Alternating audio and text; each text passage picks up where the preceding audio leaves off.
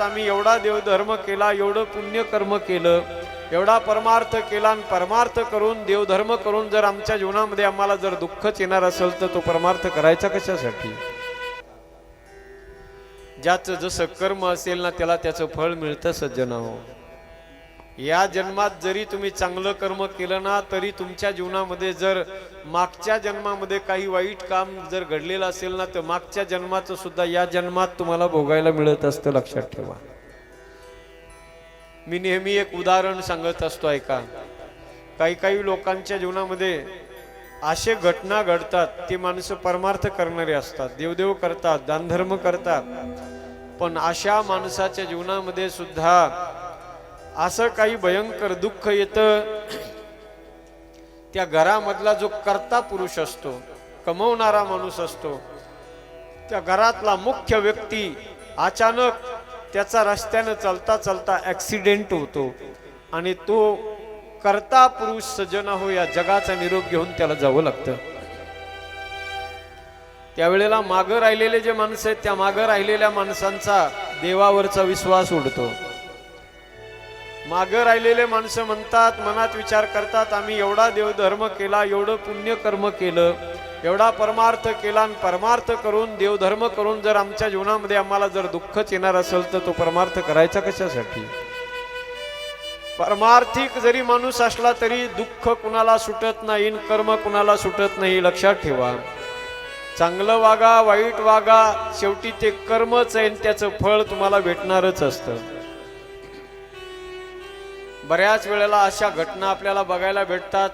जे माणसं कधी पुण्य कर्म करीत नाहीत, कथेच्या मंडपात येऊन बसत नाहीत, कधी दानधर्म करीत नाहीत, उष्ट्या हातानं कधी कावळा हाणत नाहीत, अशा माणसाच्या जीवनाकडे जर पाहिलं, हजारो कोंबड्यानं हजारो बकऱ्याचा फडशा पाडणारी माणसं, त्यांच्या जीवनाकडे जर पाहिलं तर त्यांच्या जीवनामध्ये संपत्ती ऐश्वर्याला कमीच नसते. पोल्ट्री फार्मचे मालक असतात, बियर बारचे मालक असतात, पण त्यांना काही त्यांच्या जीवनात कमी नसतं. परंतु काही लोक असे असतात, अखंड देवाचं भजन करणारे, आळंदी पंढरीची वारी करणारे, गळ्यात माळा घालणारे, किलोचे टाळं वाजवून वाजवून पाव किलो छटाकावर आणले. काही लोकांनी इतकं देवाचं भजन केलं, पण तरी त्यांच्या जीवनामध्ये दुःख येत आहे. परमार्थ करणाऱ्या माणसाच्या जीवनात जर दुःख आलं तर सज्जनाहो ते माणसं बाकीचे उदास होतात. ते म्हणतात आम्ही एवढा परमार्थ करून जर आमच्या जीवनामध्ये दुःखच येणार असेल तर हे परमार्थ, हे भजन, देवदेवन हा धर्म करायचा कशासाठी? गळ्यातल्या माळा तोडून टाकतात लोक, देवावरचा विश्वास उडून जातो. पण ऐका सज्जन हो, देवानं आज तुमच्या जीवनामध्ये तुम्ही परमार्थ करताय म्हणून जर तुम्हाला असं वाटत असेल आम्ही परमार्थ करून आम्हाला दुःख मिळालंय, तर हे दुःख या जन्माचं नाही. हे दुःख तुम्हाला पूर्वजन्माचं जे राहिलेलं आहे ना, फेडायचं राहिलेलं, सुकृत राहिलेलं, ते फेडण्यासाठी तुम्ही जन्माला आलात. जगी जीवनाचे सार घ्यावे जाणून सत्वर, जगी जीवनाचे सार घ्यावे जाणून सत्वर, जैसे ज्याचे कर्म तैसे फळ देतो ईश्वर, जैसे ज्याचे कर्म तैसे फळ देतो ईश्वर, जैसे ज्याचे कर्म तैसे फळ देतो ईश्वर, जैसे ज्याचे कर्म तैसे फळ देतो ईश्वर. क्षणिक सुखासाठी आपुल्या होतो कुणी भ्रष्ट, कुणी त्यागी जीवन आपुले दुःख जगे करण्या नष्ट, देह गरजे काही, देह गरजे काही, आत्मा भोगी तो नंतर, जैसे ज्याचे कर्म तैसे फळ देतो ईश्वर, जैसे ज्याचे कर्म तैसे फळ देतो ईश्वर. जगी जीवनाचे सार घ्यावे जाणून सत्वर, जगी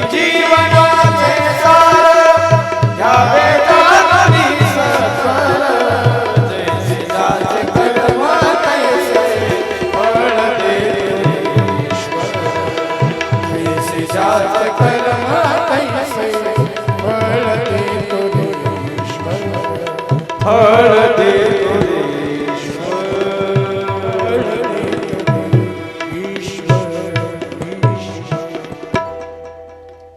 दुःख प्रत्येकाच्या जीवनात येतात, पण परमार्थिक माणसाच्या जीवनात जर दुःख आलं ना सज्जन हो, तर ते दुःख निवारण करण्यासाठी माझा भगवान परमात्मा त्या माणसाच्या पाठीमागे सावलीसारखा उभा असतो. आणि जर वाईट काम करणाऱ्या माणसाच्या जीवनात जर दुःख आलं ना, तर सज्जन हो त्याचं वाटोळं झाल्याशिवाय राहत नाही. आपल्याला अनुभव आहेत बघा. जीवनामध्ये परमार्थिक माणूस जरी असला तर त्याला सुद्धा कर्म चुकत नाही. लक्ष देऊ नाही का? आळंदी पंढरीची वारी करणारा एक सज्जन होता वारकरी. प्रत्येक एकादशीला पांडुरंगाच्या दर्शनाला जायचा. उद्या एकादशी म्हणून आदल्या दिवशी जायचा, पंढरीच्या अगोदर मुक्काम करायचा. गेला वारकरी सज्जन हो त्या गावामध्ये पोहोचलाय. घरी गेल्याबरोबर ज्या घरी तो मुक्कामाला थांबत होता त्या घरी जाऊन तो थांबलाय. लक्ष देऊ नाही का? त्या घरच्या लोकांनी त्या वारकऱ्याचं आदरातिथ्य केलं. भोजनाचा कार्यक्रम झाला. संध्याकाळची वेळ होती. संध्याकाळच्या वेळेला त्या वारकऱ्याला झोपण्यासाठी समोरच्या पडवीमध्ये त्याचं आसन टाकलं आणि दोघंच नवरा बायको आहेत घरामध्ये. ते दोघं पाठीमागच्या खोलीमध्ये पाठीमागच्या रूम मध्ये दोघं नवरा बायको झोपलेत. मध्यरात्रीची वेळ आहे आणि मध्यरात्रीच्या वेळेला अचानक सज्जन हो त्या घराची जी मालकीन होती, जी बाई होती, त्या घर मालकिनीला जाग आली. मध्यरात्रीच्या वेळेला बाईला जाग आली. बाई समोर आली. त्या वारकऱ्याला साधूला तिनं उठवलं आणि ती बाई विनंती करू लागली त्या साधूला की तुम्ही माझा स्वीकार करा म्हणून. साधूने हात जोडले विनंती केली, जाईवो तुम्हा ते न करी सायास, आम्ही विष्णुदास तैसे न हो. सज्जन हो विनंती करू लागला तो साधू, पण बाई ऐकत नाही. बाई म्हणली तुम्ही माझा स्वीकार का करत नाहीत? माझा नवरा घरात झोपलेला आहे म्हणून. गेली पाठीमाग सज्जन हो ऐका. नवरा झोपलेला होता. झोपलेल्या नवऱ्याच्या तिने आपल्या हातात कुऱ्हाड घेतली. झोपलेल्या नवऱ्याच्या मानेवर तिने कुऱ्हाडीचे वार केले आणि नवऱ्याचं मस्तक धडा वेगळं करून टाकलं. पुन्हा आली वारकऱ्याजवळ, साधू जवळ. साधूला म्हणू लागली आता तरी माझा स्वीकार करा. त्यावेळेला साधू म्हणला तू किती बी जरी प्रयत्न केलेस आणि काही जरी केलंस तर मी तुझ्या जाळ्यामध्ये अडकू शकत नाही. ज्या वेळेला साधू तिच्या जाळ्यात अडकत नाही याची खात्री तिला झाली, त्यावेळेला ती बाई मध्यरात्रीच्या वेळेला सज्जन हो सरळ पोलीस स्टेशन मध्ये गेली आणि पोलीस स्टेशन मध्ये जाऊन पोलिसाला सांगितलं, साहेब या साधूने माझ्या नवऱ्याचा खून केलाय. साधूची गाडी आली. साधूला पकडला. पोलिसांनी गाडीमध्ये टाकला. साधू हात जोडून विनंती करतोय, साहेब मी पाप केलं नाही साहेब. शरीरानं पाप नाही केलं, मनानं पाप नाही केलं हो साहेब. साहेब सोडा मला, मी निर्दोष आहे साहेब. विनंती करत होता वारकरी सज्जन हो, पण पोलिसाचं दरबार आहे. त्याच्या पोलिसाच्या पुढं सज्जन हो त्यांच्या इथं वल बी जळतं वाळलं बी जळतं.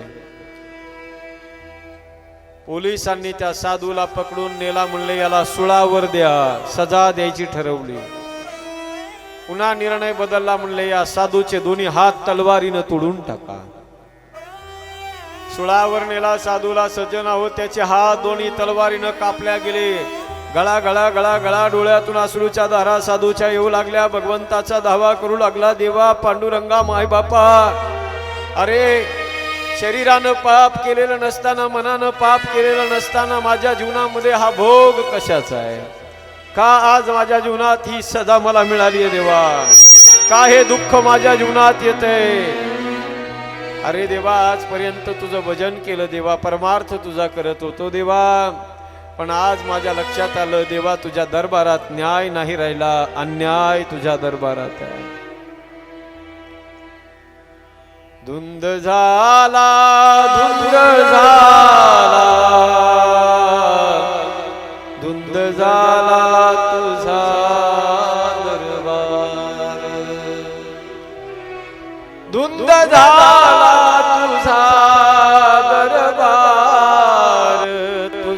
दरबार तुझा दरबार. देवा न्याय नाही राहिला देवा, तुझ्या दरबारामध्ये अन्याय झालाय देवा. अरे शरीरानं पाप केलेलं नसताना, मनानं पाप केलेलं नसताना का दोन्ही हात माझे तोडले गेले. रडू लागला. पुन्हा मनात विचार करतो, देवा आता येत नाही तुझ्या देवळाकडं. कशासाठी येऊ देवा तुझ्या मंदिरात. अरे ज्या दरबारामध्ये न्याय नाही राहिला देवा, त्या दरबारात येऊ तरी कशाला. रडत होता सज्जना. हो माघारी निघाला, पण पुन्हा विचार केला, नाही जाऊन देवाला जाब विचारेन मी, का हा दंड मला मिळाला, हे माझ्या जीवनात दुःख का मिळालं. गेला दरबारामध्ये, उभ्याने चांग टाकून देणार. तेवढ्यात परमात्मा धावत आले, त्याला वरच्या वर अलगद उचललं. देवाच्या तोंडाकडे बघत नाही. लाज वाटते देवा तुझ्या तोंडाकडे पाहण्याची सुद्धा.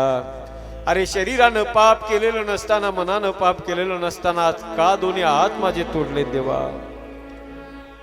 न्याय नाही राहिला देवा तुझ्या दरबारात, अन्याय झालाय सगळा दरबारात तुझ्या देवा.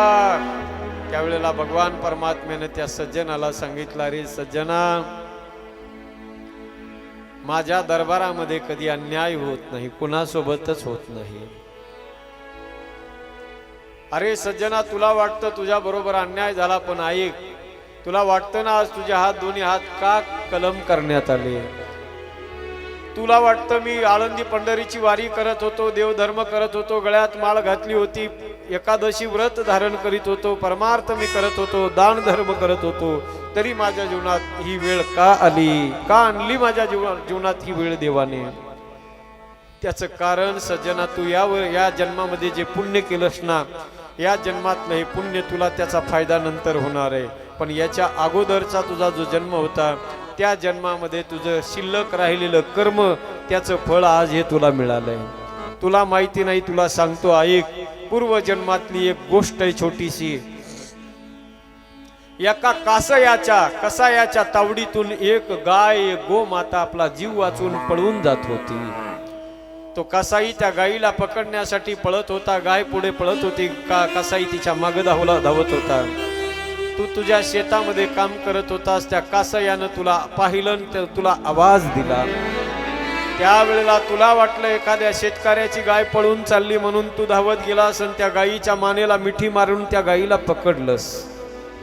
कासाई आला, कासायानं गाय पकडली, कत्तलखान्यात नेली आणि कासायानं गायीचे तुकडे केले. सज्जना मागच्या जन्मामध्ये कासायानं गाय कापली ना सज्जना, ऐक, लक्ष देऊन कान उघडे ठेवून ऐक सज्जना. मागच्या जन्मात कासायानं गाय कापली ना, या जन्मामध्ये ती गाय बाई झाली आणि कासाई तिचा नवरा झाला. मागच्या जन्मात कासायानं गाय कापली होती, या जन्मात बाईनं नवरा कापला.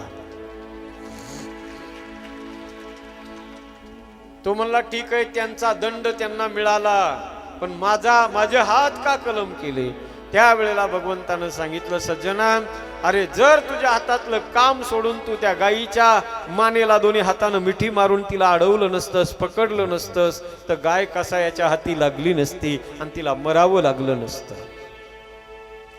गायीला पकडण्यासाठी तुझे 2 हात कामाला आले ना सज्जना, म्हणून तुझे 2 हात कलम केले नाही तर तुला सुळावर देण्याची सजा भेटली. मेरे मालिक के दरबार में सब लोगों का खाता, मेरे मालिक के दरबार में सब लोगों का खाता, मेरे मालिक की किताब में सब लोगों का खाता, मेरे मालिक की दरबार में सब लोगों का खाता, मेरे मालिक की किताब में सब लोगों का खाता, मेरे मालिक के दुकान में सब लोगों का खाता, मेरे मालिक की किताब में सब लोगों का खाता, मेरे मालिक के दरबार